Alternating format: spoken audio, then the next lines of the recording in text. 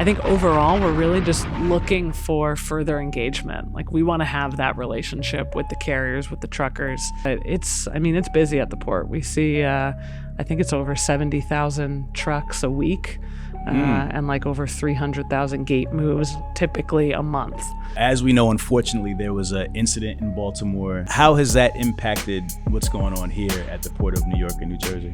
Yeah, so I think the morning of that bridge collapse, we were already getting phone calls from Baltimore truckers looking to, so whether you're a trucker or a warehouse operator or a shipper, right, who really has no interaction locally at the port but wants to know where their goods are moving, we're trying to kind of build that. The Port of New York, New Jersey has put additional focus on trucker safety as well. What are some of the things that you guys are doing to keep the roadways safer for truckers? All right, Hustle Fam, we are back with another amazing episode. We are here at the Port of New York and New Jersey. I'm here with Blair Wegescheide, the manager of port efficiency, and we're going to talk today about what's going on at the Port of New York and New Jersey. Listen, they have an initiative right now to improve things, to make sure that your voices are heard, and we're going to talk about that today. So sit back and enjoy the show. How are you, Blair? Yeah, good. It's good to be here. Oh man, it's great to be here as well. What's going on? Another crazy day in the port? What's happening? Always trying to keep cargo moving and make sure that all these truckers have what they need. Absolutely. So we are here to, I think, maybe change some perception, around what goes on at the port, and also let the carriers, let the truckers know that you guys are on their side, right? You guys have an initiative, and we'll talk more about that. You've had an initiative to I guess, improve the carrier experience, the driver experience, and that's something that you've been doing ongoing, and it's something that's really important to you guys. And you said, hey, Truck and Hustle, we want to get this word out. We want to talk to the truckers. We want everybody to know that we're working to improve things here. And we hear you guys, right? Exactly. So that's what we're going to talk about today. But before we kind of get into that, let's just talk about the port itself. Tell us, number one, about your role, how you got into your role with working with the port, and kind of what you do. Let's start there. Sure. So first of all, thank you for having us, Ramel. It's good to be here. Thank you. So I'm the manager of port efficiency within the Port Authority of New York and New Jersey, and we serve as the landlord to the Port of New York and New Jersey. So a lot of hands at play. We work closely with the marine terminal operators. There are 6 marine terminals here in New York and New Jersey, but really my role is to coordinate a lot of the communication, resources, awareness around how we can help and hopefully make the trucker experience as best as it can be for the dray trucking community. We kind of touch a lot of where the container moves after it leaves the container terminal. So really working with the truckers and then also trying to understand and get in contact with the warehouse operators too, so that the handoff from the port over to that warehouse, maybe back to the port on the export side, has everything that they need and communication with us so that we can keep those goods moving. Got it. I like how you put that, the landlord. Yeah. Yep. Very cool. And how did you get into this role, Blair? Sure. So I did not have a background in this industry at all. Kind of captivated by it when I got out of school, but I started in a rotational program here at the Port Authority. Okay. Can you tell me about that rotational program? Sure. Okay, yeah. what's So that? we have something called a Leadership Fellows program. You pretty much come into it with just transportation experience. So I had a background a little bit more in international trade and urban policy, urban planning. So freight movement. And I bounced around, worked in our planning department at the Port Authority first, came to the port department after, was working on like strategy and innovation type goals with like technology and communication to various stakeholders. And I got sucked in from there. So after that program, it's a 2-year program. You do 6-month rotations. I ended up getting a job on the workforce development side of the industry. So trying to connect students and job seekers with apprenticeships, internships, various training opportunities at the port, whether it's a longshore worker, a trucker, a tug, pilot, anything on the barge side of things too. So did that for a few years and then moved into my current role. Okay. So tried to take some of what I've been learning to then hopefully affect change at the port and in the industry. Got it. You said, and the role is called the efficiency. What is it called? Yeah, manager of port efficiency. Manager of port efficiency. I know it's a vague, broad term, but we kind of cover a lot of things. Yeah, there. No, I like it. I've never heard that term before, but port efficiency. Yep. Sounds good. So day to day, give me an idea, like kind of like what you do on a day to day role. I know you do a lot of things in high level, but day to day, what are you kind of keeping your eyes on to kind of make sure things are going smoothly?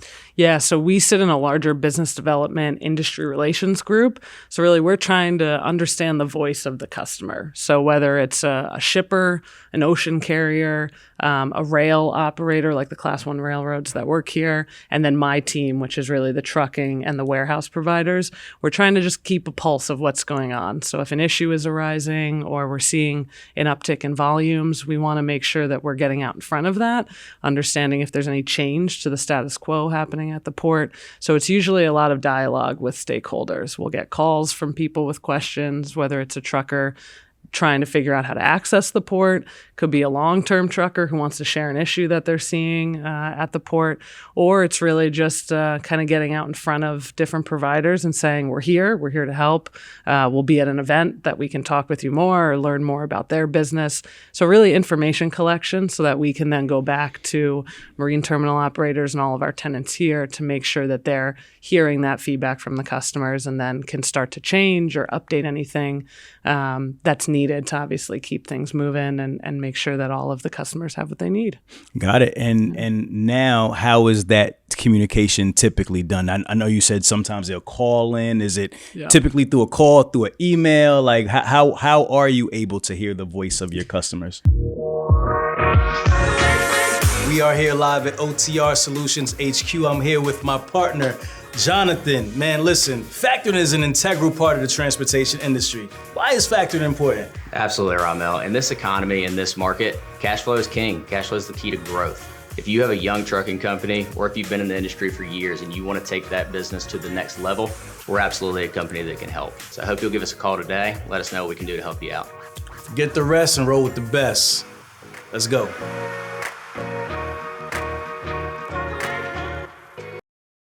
Yeah, it's really kind of anything and everything. So email, phone number, that's all on our website. So I have a lot of folks that find that. Other times we could just be out here at the facility and they realize that we work for the Port Authority and they approach us.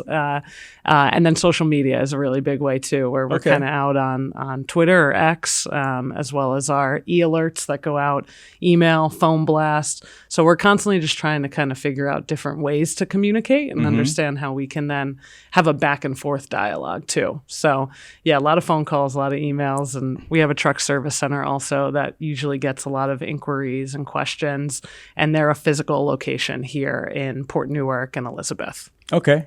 Got it. What are some of the current bottlenecks or current, problems that you're kind of hearing that, this feedback that you're getting? Could you share some of that with us that, you kind of get on a regular basis? Yeah, a lot of questions for new drivers, right? So there's always an interest for truckers to come to the port, try to set up their trucking company, or they're an independent owner operator looking to move a container here and there. So recently, especially with the tragic bridge collapse in Baltimore, we've had a lot of new drivers coming to us asking, what do I need? What credentials do I need? Engine model year of a truck, what are the restrictions and requirements there? So usually it's information sharing, making sure that they're following those steps so that they can access the port and get going and get the business that they're looking to attract. Otherwise, it's kind of ongoing thing. So it might be an in-gate process at a terminal. It might be an elevated turn time that could be caused by a specific type of trouble ticket. So a lot of that is usually trying to just create awareness around it, or ways that we've heard from the terminal that a driver could avoid that trouble ticket, or even just directions around the port of like where they need to go, how to access it quicker, all the roadway kind of intricacies here at our facility. So gotcha. Even resources available too. So we have public restrooms and there's food trucks around, or just even areas where they can park their truck if they're waiting to get in and out of the port. So those are the main things. I would say just making sure that they kind of have what they need and understand the layout of the port, whether they're a new driver or someone who's been coming here for years. Got it. And how do you approach problem solving? Who's your committee, your team? when when you're looking to solve some of these problems? How do you guys approach that? Yeah, so we're a small team, at least in the Port Authority. So I would say we really rely on our collaboration and relationship with the marine terminal operators out here. So we have something called the Council on Port Performance, where it's 2 representatives from every group across the supply chain. So we have the terminal operators, we have trucking associations that are representing hopefully the larger community. We have warehouses, shippers, ocean carriers. So we get together monthly. I would say that's more of like an overall kind of status report of what's going on, but issues emerge in that meeting. And then usually we kind of try to then get to the root of that. So that's where then we'll go out and speak to specific providers, specific drivers that we have relationships with, that usually we interact with at local events or even out at the truck service center. And we'll just try to get a little bit more of like, when did it happen? Is it something that's consistently happening? Is it new? And that's where then we'll come back to the marine terminal operator at times, or whoever may be affected by it. Even if it's a roadway issue, we'll talk with our Port Authority Police Department, and officers will be out there to then have the information they need to pass it along to the larger stakeholder community. Got it. If you don't mind, can you give me like just a general overview of the port operation? I know there's 6 terminals here. Yep. Can you kind of like explain like how everything kind of works here in the port? Sure. So yeah, we have 6 marine terminals, both in New York and New Jersey. So the New York facilities, we have Howland Hook out in Staten Island, which is Port Liberty, New York. And then we have a location, Red Hook Container Terminal in Brooklyn, New York. So that's on the New York side of the river. And then New Jersey, we have Port Newark Container Terminal, MAR, and APM, which really makes up the Port Newark and Elizabeth Port Authority complex. And then otherwise out in Bayonne, we have Port Liberty, Bayonne. And so really amongst all of those various operators, they each have their own processes. Some have appointment systems, some don't. And so a trucker kind of needs to navigate all of that. And I understand that can be a tough thing to do, especially as processes change. Yeah. And the situation across the supply chain may change with volume levels and cargo levels. So that's really where we are always trying to make sure that a trucker, if they are going to one terminal one day and another the next, they understand the difference of the protocols there and what they need to get in and out of those terminals as quickly as possible. Yeah. What are some of the, if you could just think off the top of your head, what are some of the major differences between these 6 terminals that you just kind of throw out there? Sure. So appointments, definitely, that's a difference. Yeah. So you have 2 terminals that have appointment systems. So a trucker needs to be able to access. You have to have an appointment. Exactly. Okay. Yep. And then some of them, the appointments last all day. So like APM terminals, you need an appointment for every move that you're making at that terminal. Whereas Port Liberty Bayonne also has appointments, but it's only in the morning. So it's only opening of the terminal 6 a.m. to 1 p.m. And then it's free flow in the afternoon. So each of them have different cutoff times too, with a different type of move. So whether it's a reefer or oversized cargo, you're going to have a different cutoff before the terminal actually closes.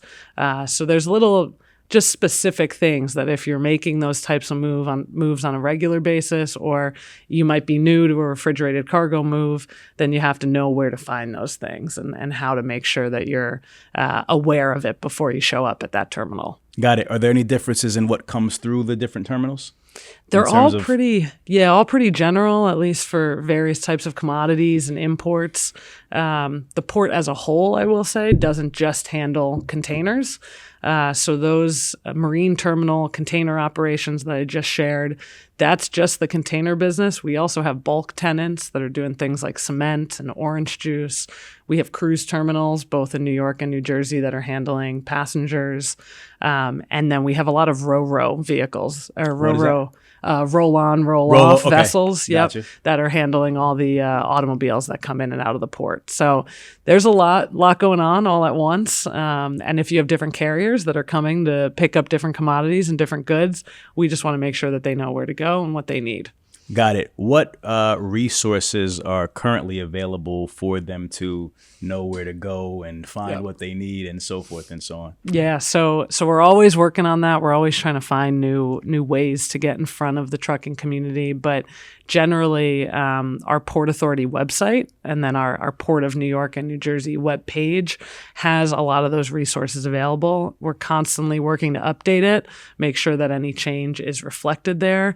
And so the main page that we've been updating, I would say, over the course of like a weekly basis is our trucker resource webpage. Okay. So you can find all the credentials you need there.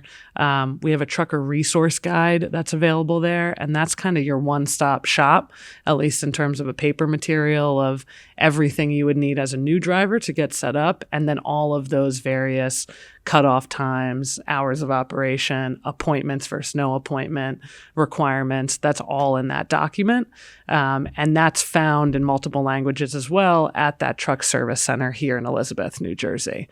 Outside of that, it's really kind of our team getting in front of folks at different types of association meetings, different events.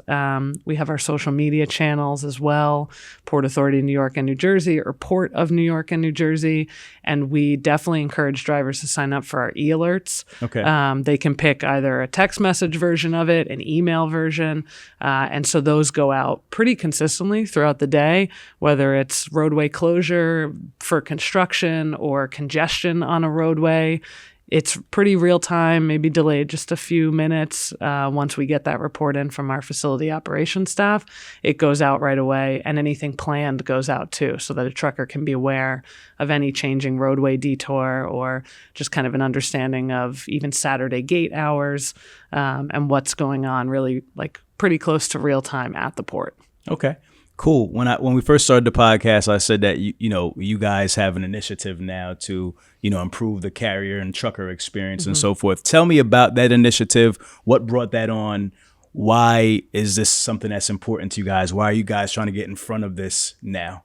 Yeah, so I think looking back, a lot of our dialogue with stakeholders was us kind of reaching out and sharing, here's what you need to know, or for awareness, here's what's going on. But we weren't hearing as much back from the stakeholders. It wasn't a two-way conversation. You use the word stakeholders a lot. Why do you use that word? I think because we work with so many different companies and people and so staff all here these at the port. Stakeholders, they're all a part of the whole. Yeah, exactly. And I think the supply chain as a whole, right? There's so many different people that are touching that box or touching that container or working to move those goods along. So the Port Authority really looks at trying to have dialogue with all of those different groups.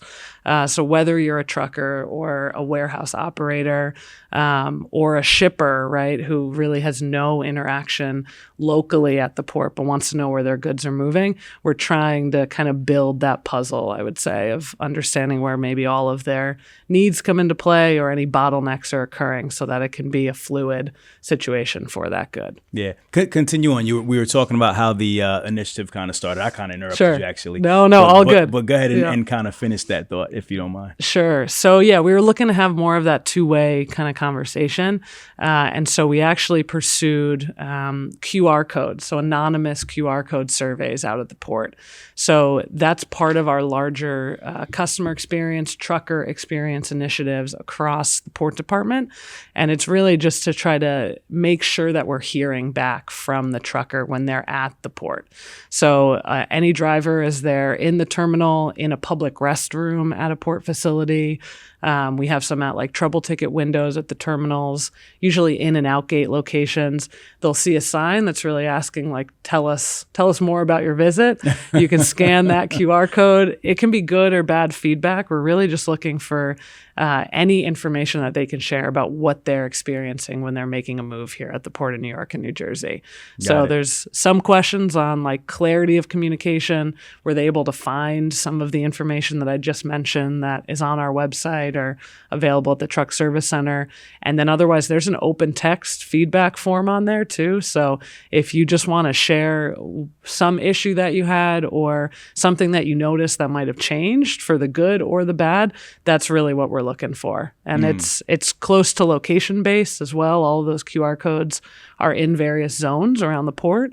So we have the ability to see where, or at least generally where, you might have submitted that survey. And then if it's an issue that we can fix, we're getting that feedback in real time. So we can go out, try to resolve that for you, make sure that we're on top of it and that we're sharing that back with the terminal operators so we can work together to look into the process or clean that restroom or make sure that that food truck is open when you need it. So all of the little things that I think we would have found out about much later without a trucker telling us about it when they're at the port and they're trying to get in and out.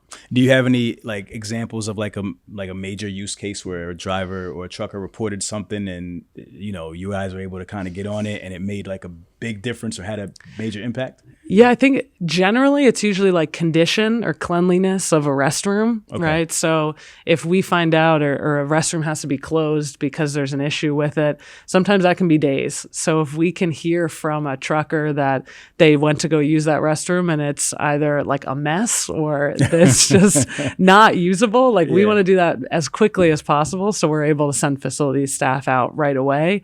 I think other than that, we've had a few like trouble tickets or instances where maybe a driver had followed a procedure as advertised at a terminal to head to like a specific location for assistance with that type of move, and then found out that that information was outdated. It wasn't correct, and so there was causing some confusion around maybe the direction that a trucker thought they were supposed to be heading to. So then we're able to reach out to the terminal operator and kind of ask those same questions of like, well, where is that information now? Has it been changed? And then we need to update that so that that driver and all the drivers moving forward that are told and instructed to do that for that type of move have what they need so that they can do it correctly, not be confused by it, and make sure that they're kind of fully in the know of what they need to get through that. Got it. And is there any like follow up or anything like that? Like if something is addressed to where you guys will send out like some sort of communications, like saying, hey, we heard that, we saw it, we fixed it. Is there anything like that happening? Not yet, just because it's anonymous. Okay, so I would love to be able to like have a little bit more of that dialogue on it. Right. I think other than maybe like a terminal operator saying like, this is now the policy change to clear up some of that confusion. But we definitely encourage additional engagement even after that survey. My contact information is all over our website. So always happy to take a phone call about specific instances if folks do want to have kind of that follow-up and longer conversation about what they're seeing. We're always happy to do that. But right now, at least for the QR survey, we check it all the time. And so it's really then just kind of like added information for us to go forward and then have a reason and all of those details to be able to change and update something for the betterment of the port. Okay. Got it. What is going on right now in the ports, just kind of high level, with just operationally, like are things how they normally are? Is this normal right now? Is it spiking? Like kind of give me an idea what things look like day to day. Yeah, so I think we've kind of hit, or we're trying to find a new normal in the industry right. after what is normal? COVID. Yeah. So we saw some growth in 2023, at least for cargo volumes, where we kind of just started to match growth above 2019 levels. Okay. So we knew that like 2020 through 2022, we're hitting record volumes with just that fluctuation of inventory. And so now I think we're kind of coming back into that typical like 4 to 5% growth over pre-pandemic levels. Okay. So now heading into 2024, we're still seeing a little bit of that growth, some normalization or like return to the seasonality that we typically expect around holiday shopping, back to school, all of the different, I would say just like manufacturing kind of shifts, like Lunar New Year closures in Asia. So we seem to be hitting kind of that back to typical level. We are expecting a peak season this year. So heading into the summer, July and August, we expect inventory levels to kind of return to those average like inventory to sales ratio. But I think that peak season will probably be about 4% over 2023 peak season. Okay. So I think we're back on kind of the trend of pre-pandemic levels, but it's busy at the port. We see, I think it's over 70,000 trucks a week and like over 300,000 gate moves typically a month. So for truck traffic and making sure that we can get trucks in and out, that's really a main priority for us. Got it. So that's what it is right now, right? The numbers you just now gave? Yeah, that's an average like 2024, what we're seeing over the past couple months. Got it. And what are the major indicators, or what are the things that impacts that the most? And you said that's like a 5% growth, right? Yep. So why is it growing, or why would it not grow? Like, give me an idea what impacts that. Sure. So that's where a lot of the conversations that my colleagues and coworkers have with the shippers, trying to understand kind of how they're getting ready for their various seasons and consumer demand that they're seeing, whether it's in like the food and beverage side of the industry or the retail side. That's where those conversations really help us kind of figure out, okay, what's coming in the next couple months? Are we going to see a big increase in inventory on some of these goods? On my side of the work, we're talking to the warehouse providers. So constantly trying to see like, how much inventory do you have at your facilities? Are you looking to fill in a lot more of that, or are you at capacity? And then along those lines, are there other facilities in the region that are able to then accommodate and hold more of those goods if we're going to see and get ready for that peak season? So a lot of consumer demand, I would say, impact on that. And then just general like inventory or manufacturing planning from a shipper or a beneficial cargo owner. Got it. What about globally? Like, how does what's going on abroad impact what's going on here? Yeah. So on that side of things, we've been tracking a lot of the concerns around like the Red Sea, the state of the Suez Canal, seeing a lot of diversions, pretty much every vessel coming to the Port of New York and New Jersey from that region that would have traversed through the Suez Canal is rerouting now. So we've had to kind of keep tabs on just vessel schedules, make sure that we're understanding any sort of vessel bunching happening at the port so that we can keep those goods moving, make sure that we have the staff here to move those goods when that vessel arrives. And so all communication around that has really been, I think, key for us to understand all of the different points of the supply chain and the ways that a lot of the geopolitical issues happening in the world could affect locally what's going on here. So we've also been tracking the Panama Canal drought and some of the restrictions there too. I think that's cleared up for the most part, or we've heard good things from the ocean carrier contacts we have that they might be increasing capacity there for vessels to traverse. So all of those things are at play. I think we're just trying to continue to move forward with kind of communication around that so we can plan for it. Yeah. And then so we can help the truckers and all of those stakeholders that I mentioned before kind of keep planning for it too. Can you expound on that, the Panama Canal drought? What's going on there? Just for people who aren't aware. Yeah. So a couple months ago, I feel like this has been going on over the past year or so. There was drought in that region of Panama in South America.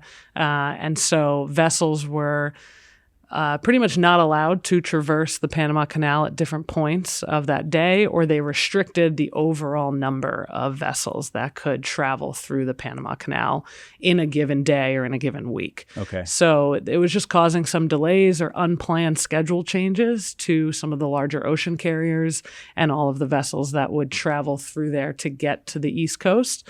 And so we were hearing of a lot of diverted cargo, or just trying to understand kind of when that vessel on a given ocean carrier service would get to the port and how it might be changing like the utilization of our berths here, and then making sure that we had staff and labor ready to then handle that vessel when it arrived, and even like evacuate empty containers. So keeping kind of the port and the terminal fluid by making sure that we were able to get those containers on and off. So when that happens and they have to divert, like how much of an impact is that? Like it delays the ships like by how much? Yeah, it can be, as far as I know, a couple days, a couple weeks. Yeah, I think we've been just like a couple days off here and there, or one vessel on that same kind of trade route might catch up to the vessel before it on that schedule. Okay. So then you have vessel bunching coming into the port. And so when you thought you might have been only able to work that one vessel, you now have one quickly coming behind it. So that's where it got a little bit tricky. But my understanding, things have returned to fluidity. They've returned to a little bit closer to schedule. But those are just the things that we're constantly trying to monitor and make sure we understand. And when that happened, what's the impact to the carrier or the trucker? Sure. So it might be that you plan to come and pick up your container on a given day, and you planned your dispatch of drivers for that specific container you're going to get, and then it doesn't actually come until maybe a week later. So if you're trying to then play free time and make sure that you're getting those containers out within the 4 days of free time that the port grants, then you might have a little bit of difficulty on planning those drivers as to when they're going to be able to pick up those containers. So when that container becomes available would just change. And on the export side, if you're looking to drop that container, that loaded container back at the port, it becomes more of a moving target as to when you're going to need to drop that export container, depending on when the vessel actually comes in. So I would think it's a little bit more of a challenge on the driver allocation and workforce side for a trucker and for a carrier to manage. Dispatch side. Exactly. Okay. All right. So as cargo volumes continue to increase, what are some of the ways that the port is looking to increase efficiency? Sure. So back in 2018, the port really went down a road of creating this port master plan. So it looked on how are we going to be ready to handle additional cargo volume in the future. So over the next 30 years, what do we need to do to be in line with improving efficiency at the port and making sure that we're ready to handle future cargo growth.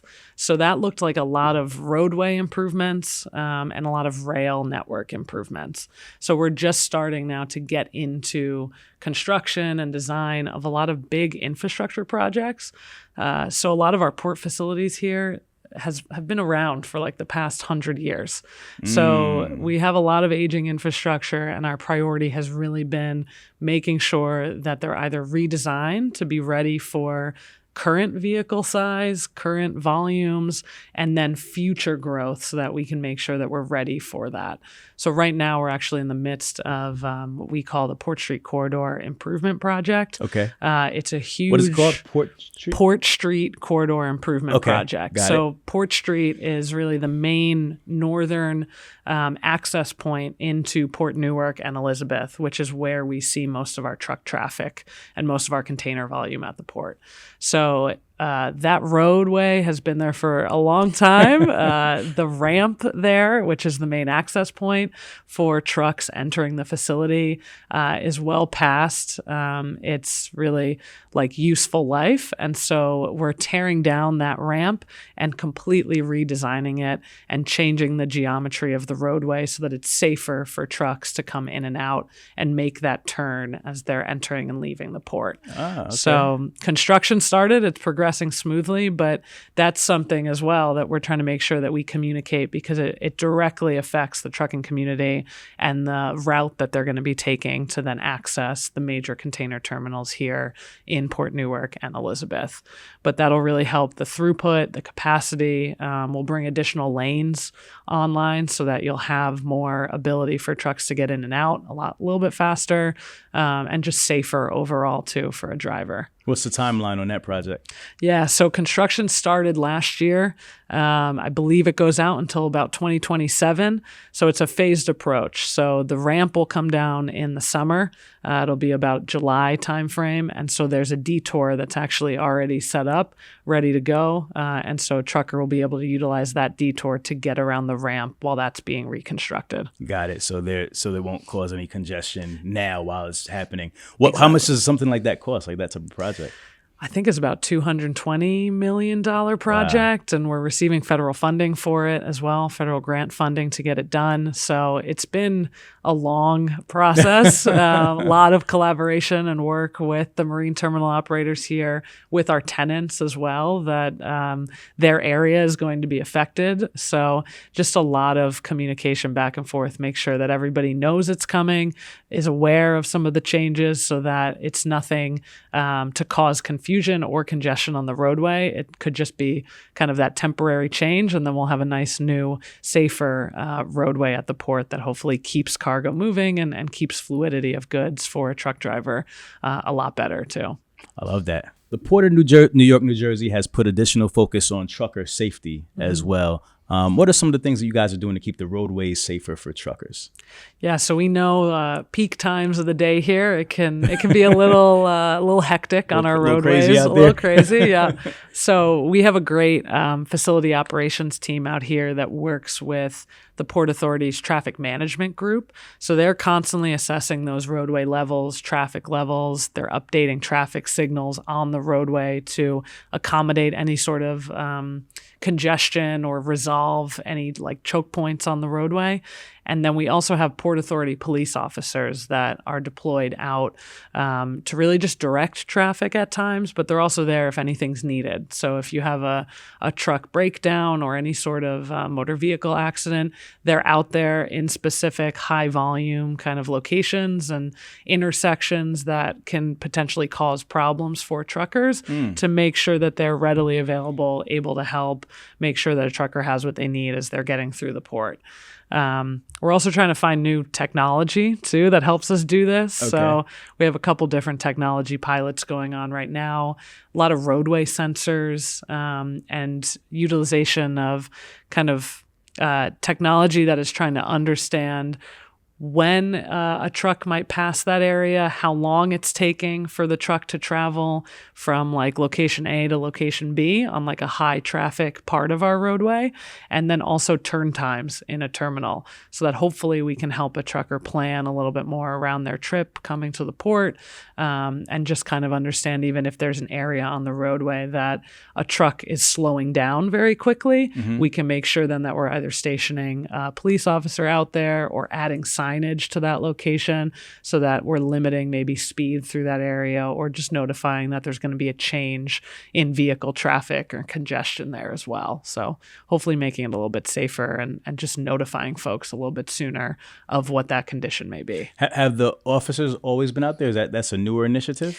They've always been out there, I think, in less locations. Okay. So we've really been trying to pursue and I think use some of the past experiences of those peak times to then be strategic about where we're placing those police officers.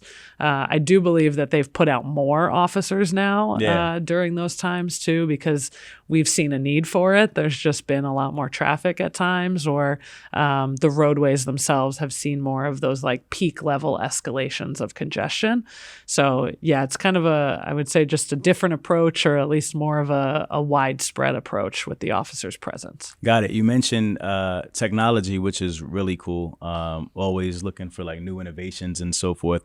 Will the data points that you guys are kind of finding, will it be available to the truckers as well so they can see what's going on also? That's what we're hoping. That's what you're looking for? Okay. We're in the phase right now where we're really just kind of testing the technology because it's fairly new. And so we want to make sure that if we're ready to put it out and we want to put it out to the public, that it's right. That it's correct. Accurate, it's right? Accurate. Yeah. And it's actually capturing the full story and all of the information and not missing out on maybe the level of traffic that is truly on the roadway. So we're in the pilot test phase, but yeah, our end goal is to be able to communicate that out to the trucking community, to the port community so that there's a little bit more visibility and just understanding so that they have exactly what they need to plan when they're coming to our facilities. Would that be like an app or something like that? What would be how would they consume that information? Yeah, something like that. Maybe potentially, maybe a dashboard or any Like a sort of like dashboard? alongside our e-alerts, like just a snapshot of what's going on at that given time and like the levels of all of those various I think that'd be turn really times cool. and segments of the roadway. And very helpful too as well. I've had some conversations with some of my carrier friends in the carrier community, that truck and hustle community, and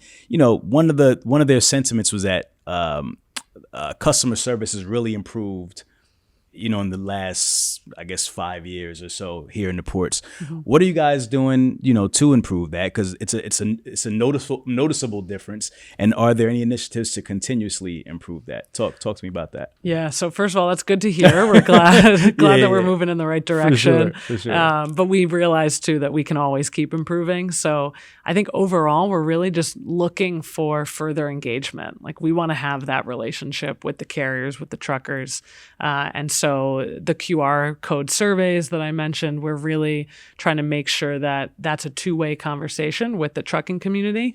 So we're improving small processes there, but otherwise we're making infrastructure investments too. So the Port Authority has a major priority in customer experience, and for the port, that's trucker experience. So we've invested in upgrading a lot of the public restroom facilities here at the port. We've worked closely with like the food truck operators to try to move some of those folks around so that they're kind of dispersed and we can make sure that they have access to getting lunch or getting food when they're coming to the port in between their moves. And then otherwise, it's a lot of lighting improvements and like wayfinding signage infrastructure as well. So that was our main focus in 2023. We've completed a lot of those upgrades or are completing some of those upgrades right now. And then our 2024 investment has really been in roadway paving and striping. So we understand that those roadways out there get a lot of traffic. They get a lot of volume. So we've been kind of going out to some of those typical areas where maybe that median line or any of those lane lines are no longer visible, and making sure that we upgrade those and update them so that's a little bit clearer for a new driver or the existing driver that's coming out here. So we want to make sure that everyone's safe out there. Nice, complete facelift. Yes. Yeah. I love it. Yeah. All right. We spoke earlier about the hours of operation, kind of the different terminals, some close earlier than others. Is there any way that the Port of New York, New Jersey will ever have a 24/7 operation? Is that a thought, or talk to me about that? Yeah, it's something we're looking into. I would say we're looking at it more of a phased approach. So we understand that cargo volumes will increase, and all of our forecasted volumes show that over time. So we know that we can't keep doing what we're doing in the time frame that we have right now. Yeah, it's going to be very difficult in years to come. Yeah. So we've been taking the approach to kind of go out, understand, do we have the right resources? Do we have enough equipment? Do we have enough labor? And that's not just here at the port, but we also see that as the warehouse community as well. So we understand that if a terminal operator opens for additional weekday or weekend hours, those may not be utilized if the warehouse is not open for receiving of those goods to move off the port. Right. So that's been part of our kind of let's go out, make a little bit more of a comprehensive analysis of like, do we have the warehouse and distribution center capabilities? Do we have the trucking workforce? Do we have the workforce here at the terminals? And then like, what are the costs associated with extending the hours of these various facilities? So we don't want to just open or extend those hours and then not have us all ready to really keep the supply chain as a whole moving. Right. So I think we'll really be focusing on that, and we have already started focusing on some of those conversations and assessments, even like quantitative assessments of what that looks like moving forward. So we'll continue to do that to then, I think, understand maybe in the next couple of years, are we going to add a few hours here? What are the right days to do that? How many hours would that be?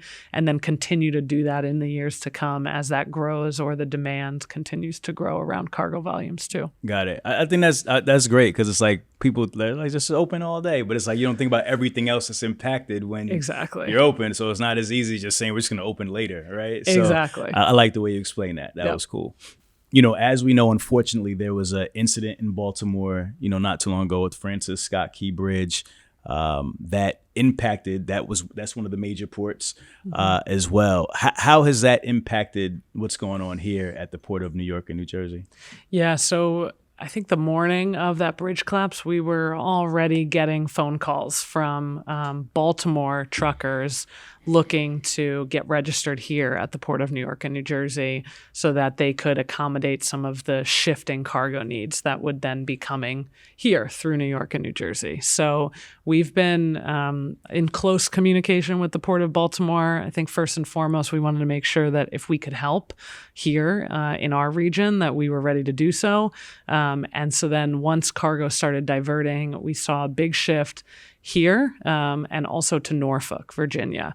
So from our side of things, we've been really trying to make sure that the added truck traffic and the need for additional truckers and truck registrations, it was all clearly communicated. So we've been having a lot of conversations with those new truckers, sending out some of those resources that I've mentioned before, make sure that they have what they need. And we've seen an increase. I think there's over 630 new truckers that are specific from Baltimore that have come to temporarily serve the Port of New York and New Jersey. And that's about, I think, over 130 trucking companies. Oh, wow. So there's been a really big shift. We've had conversations with shippers that gave us kind of that notification that they would be pursuing moves through New York and New Jersey. So we understood at least the additional volume that we were going to see. And I think we're still starting to see that in the data, I would say, of like month over month cargo levels. But yeah, the industry, I think, really just kind of continued doing what it always has done, is very resilient. Right. And so we just wanted to make sure that we could help and give all of the information exactly needed to keep all of that volume moving along the East Coast. Did you see like any huge spikes or like a huge influx of containers coming in, like shortly after it happened, or not really? Yeah, I think it came pretty quickly in the first couple weeks. Okay. So Port of New York and New Jersey shares a lot of the same vessel calls with the Port of Baltimore. So we didn't see any calls? Yeah, so the same is? vessels that are coming to New York and New Jersey also go to Baltimore. Got it. So kind of just like we're one stop on the same line. Got it. And so we didn't see any increased vessel traffic because we were still expecting that Those vessel same to come vessels. here. Right. But we then just had an increase of how many containers were coming off of that single vessel. That makes sense. Yeah. So on the at least ocean carrier side, it's been communication, but more or less the same. But the truckers were really, I think, the community that we wanted to make sure that they had what they needed to then come in and out of the port and pick up that larger influx of containers we were seeing at a time. Got it. So everybody always gets excited about peak season. What's peak season going to look like this year? Will we have a peak season? How much of a peak season will it be? Tell me all about it. Yeah, so we're expecting a peak season based on our forecasted volumes moving out through the next couple of years. We expect to see peak season here through July and August, with then some strong volumes continuing into September and October. So I think what we're expecting is really based on like the inventory to sales ratio. So over the past couple of years, we noticed just a complete increase of inventory levels, then followed by the last few years of destocking. So a lot of those warehouses were just sitting on product and they're waiting for folks to buy those, or for some of those inventory levels to be depleted. So we're expecting now this year for those inventory levels to kind of return to a little bit more of normal or historical levels. And so our peak season is looking like it's going to be about 4% higher than the 2023 peak season. So we'll see some growth here for sure. I know the carrier truckers are happy about that. Yep. All right, cool. So I think we've gotten a really nice overview of kind of what's going on. And again, we're here to just really, outreach to the trucking community and make sure that they know that the port is behind them. Can you give us just I want to kind of wrap and just talk about where can they find this QR code? Where can they find the resources, the links, everything that they need to kind of follow up on what we've talked about today, and just give them like a brief overview of everything that we're trying to make sure they get. Yeah, no, thank you. And thank you for helping us spread the awareness on this too. We want to make sure that the trucking community knows it's available and that we're really here to help. So any trucker serving and coming to the Port of New York and New Jersey can find posted signage. They're usually like blue and yellow, but it's a QR code. That's the predominant thing on the sign. You can scan it with your phone, and that's access to an anonymous survey. So they'll answer some questions if they'd like about the way we're communicating, the clarity of that communication, the condition of the port itself, as well as the restrooms that are available to them. And then there's an open text box where they can really share anything they would like with us, specifics or any specifics that they would like about the state that they're seeing and the issue or benefit that they might be experiencing. So we're really just looking for additional feedback there. We want to hear from truckers. We want to hear what's going right. We want to hear what's going wrong so that we can keep improving. So really just want to make sure that they know that's out there. Look for it at all the terminals, usually at an in or out gate, as well as any sort of trouble ticket window, and in the public restrooms. They'll be able to find that QR code and scan it right on their phone. And then otherwise, if they have any questions or anyone's looking for trucker resources, you can go to portnynj.com, and that's where all of our trucker resources really live. There's information about the truck service center, contact info, the address, phone number, and then my contact info is on there too, and always happy to have a conversation and continue to improving port policy and process to make a trucker's life easier. Sounds great. What's your favorite part about this job and working here at the port? It's different every day.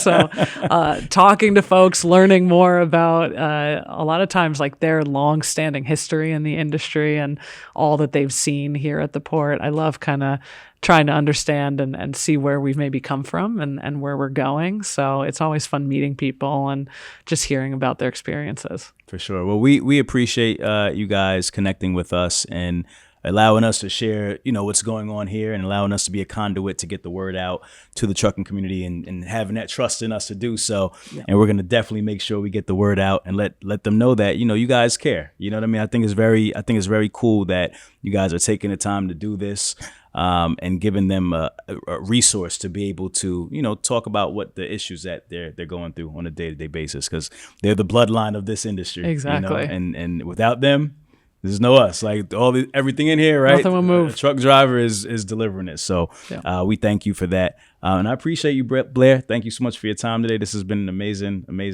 interview. Thank you. Yeah, thank you for having us, Ramel, and hope it's a continuing conversation too. Really appreciate it. For sure. Hustle fam, you know what we do around this time. If you smell something burn that's only your desire, myself, Blair, Port of New York and New Jersey, we are out. If you twisted, confused, or stuck about trucks, don't be dumb. This is the place to come. Truck and hustle. Let's go.